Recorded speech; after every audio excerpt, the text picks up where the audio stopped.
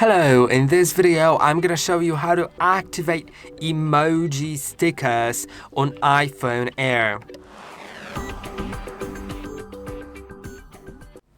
To activate emoji stickers, you'll need to, of course, go to Messages or anywhere else where you can use stickers, but it works best in Messages app. Now, if I go somewhere to a message, now I can click on plus and go to stickers. And now I have lots of different stickers here that I've added myself because these are my own stickers. But I can also find this emoji button and find standard emoji stickers. I can select a certain emoji, like for example this one, press and hold on it, then attach it to a message like that. I can also just click on the sticker to send it as a separate message.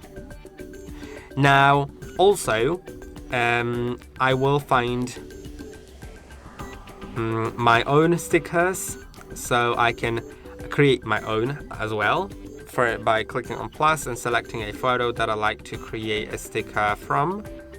Let's maybe select this one. Now you can see it has selected what to cut out.